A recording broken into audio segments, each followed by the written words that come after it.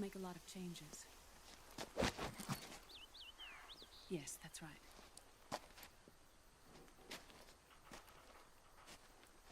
We'll need another go at it. That won't be a problem. Uh-huh. Yes. I've taken care of it. Of course. Yes, I understand, but...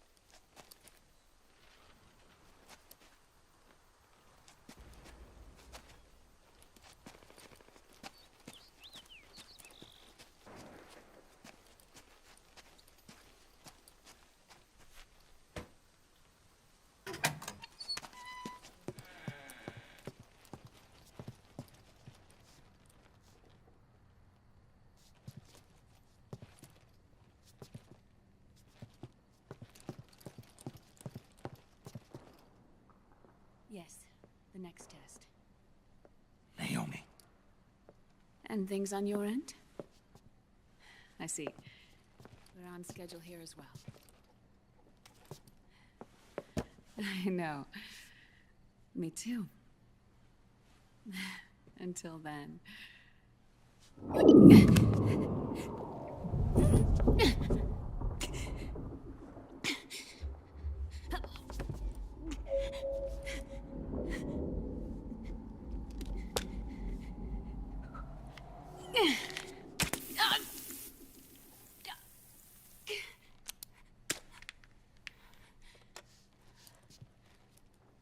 Naomi.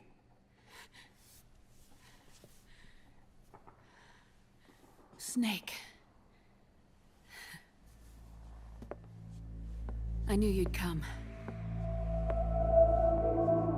You and I, neither of us can escape our fate. I haven't seen you since Shadow Moses. How long? 10 years? 9. Dr. Emmerich, is he with you? Why? I thought he'd be the only one able to open the mail I sent. Not many people could recognize 4D sound data in a Soliton radar file. How is the good doctor? Otacon's fine. He's the same as ever. Otacon? I see. Who were you just talking to? Liquid. Although I suppose he's really Ocelot, from a medical standpoint. I thought he was here. He's not, at the moment.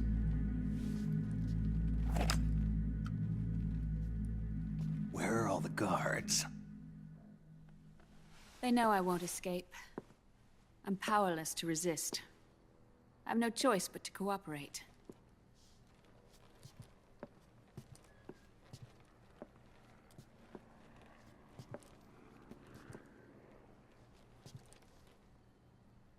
Naomi.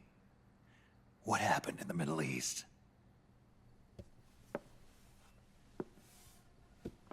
What you saw was the soldiers' emotions run amok. Another product of the system.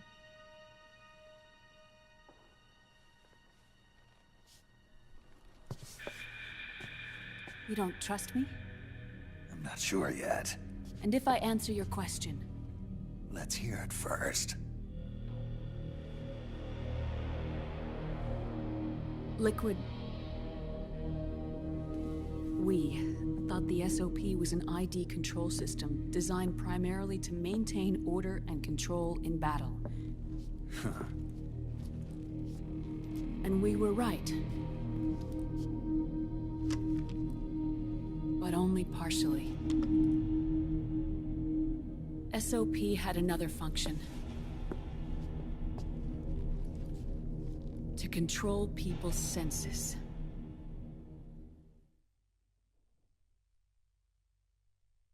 The nanomachines inside soldiers' bodies adapt to different conditions, promoting the release of neurotransmitters, hormones, and stimulants, giving them an edge in battle.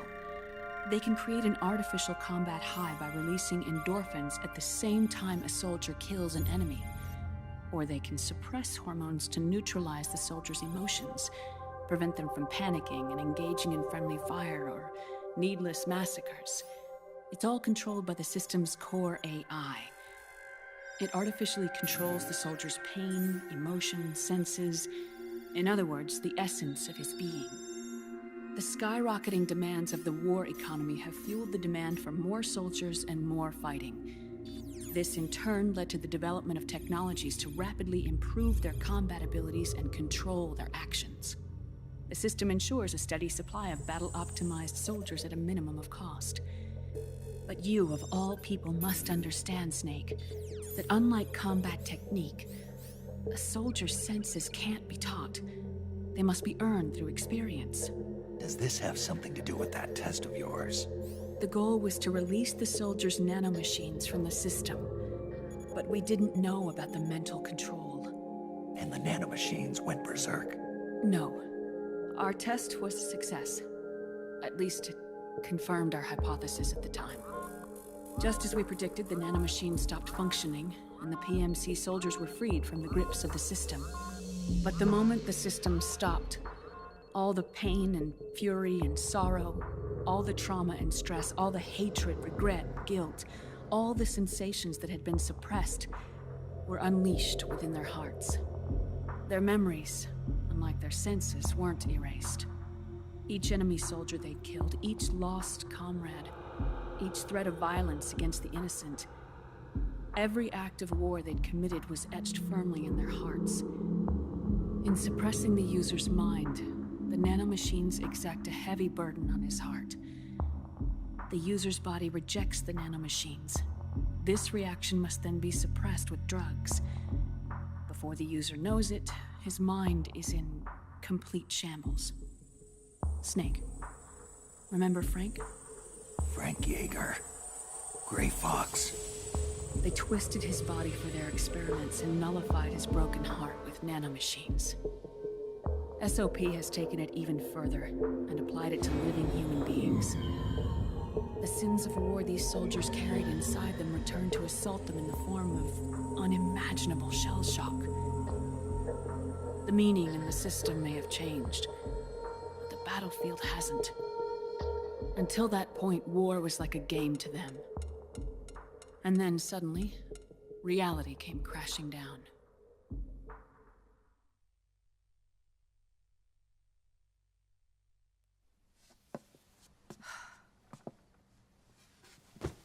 Ordinarily, our hearts are hardened through experience. Even the most grizzled veterans live with an inescapable guilt they've had to overcome bit by bit through the years. And even then, it never truly goes away. For a mind lacking that essential experience, it was simply too much to bear.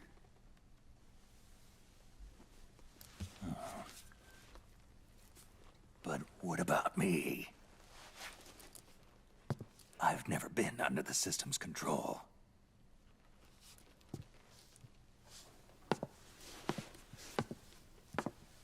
That's why I want to examine your body. You need to know too.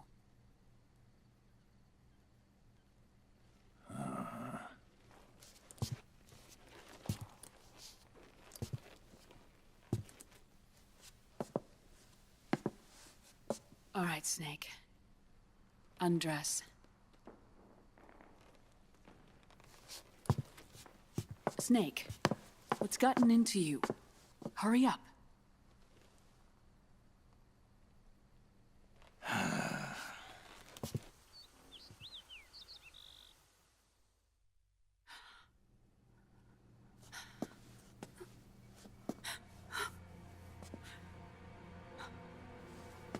Oh my God. Snake.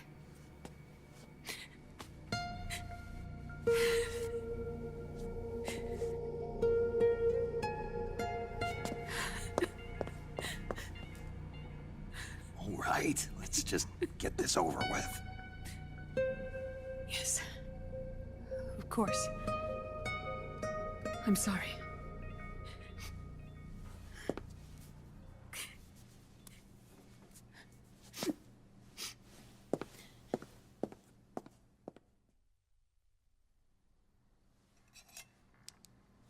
Snake, do you remember what I told you in my video mail about the first generation of nanomachines? The ones you stuck me with at Moses. Yes. The nanomachines are recharged by your body heat. They won't stop functioning until they're all extracted. Or until you do. Most of them were lost through bleeding and excretion, but around 30% still remain inside your body, attached to your cells. Not finished yet. The first generation were never ID registered, so they don't react in the same way as the SOP nanomachines. Ready? But they may be interfering with your body, and with your heart. So, does the aging have something to do with FOXDIE too? No. Your telomeres were intentionally set up to be short, regardless of the age of the original. One of the genes that inhibit reproduction and aging, the clotho gene, was intentionally mutated as well. But more importantly, your chromosomes, like liquids, were provided with terminator genes to prevent them from making copies. Why? Your clones created for one purpose: war. And so, in order to prevent you from being abused by clients or stolen by the enemy, they shortened your lifespan and removed your ability to reproduce. It was a safety device to ensure that the seed of Big Boss didn't end up in the hands of others. The reason you're aging so rapidly isn't because of disease or faulty research or FOXDIE. It's how you were born. It's your natural lifespan.